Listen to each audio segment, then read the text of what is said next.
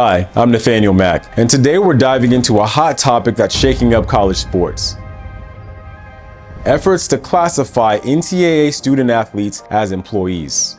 This is more than just legal jargon. It's about fairness, rights, and the future of college sports as we know it. Let's break it down together. If you're a college sports fan or a student athlete, or if you just care about fairness, this affects you. Right now, the NCAA treats student athletes as amateurs, meaning they're not considered employees of their schools. They can't earn salaries, even though their games generate billions of dollars for universities and sponsors. But recent efforts aim to change that. Lawmakers, labor boards, and advocates are pushing to have these athletes classified as employees, with the right to earn wages and benefits. The big question is, should college athletes get the same protections as traditional workers? And what does this mean for the future of college sports? Here's what you need to know. Advocates argue that NCAA athletes perform like employees. They put in long hours, face grueling schedules, and generate massive revenue for their schools. A football player at a top university might spend 40+ hours a week practicing and playing.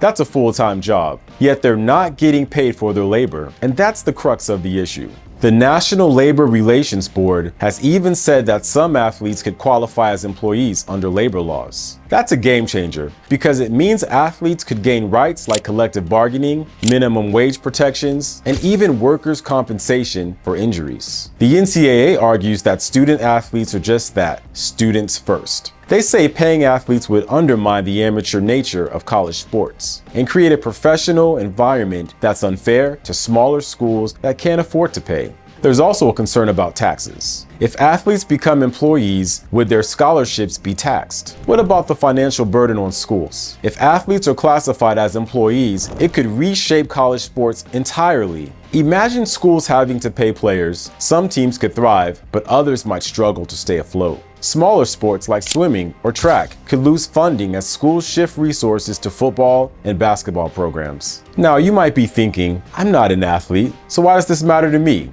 Well, here's why. For fans, this could change how your favorite team operates. Will smaller programs disappear? Will ticket prices rise to cover athletes' salaries? For parents of athletes, if your child dreams of playing college sports, this could mean better protections and potential pay for their hard work. But it also raises questions about academic priorities. For athletes themselves, if you're currently a student athlete or no one, this could mean getting fair compensation for the work you put in. But it might also come with added responsibilities and challenges. So, what can we take away from this? First, we need to recognize the immense value student athletes bring to their schools. These athletes deserve better protections for their hard work, whether that's fair play, better medical coverage, or a stronger voice in decision-making. Second, this is a reminder of how the law can shape the lives. Efforts like this highlight the importance of advocacy and staying informed about changes that affect our communities. If you're a student athlete or a parent, talk to a lawyer or advisor to understand how these changes might impact you.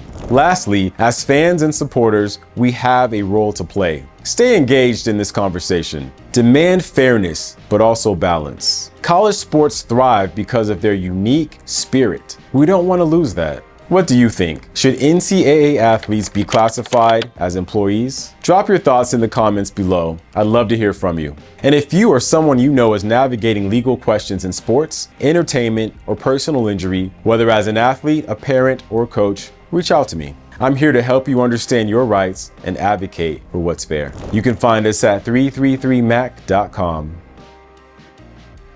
Thanks for watching, and I'll see you in the next video.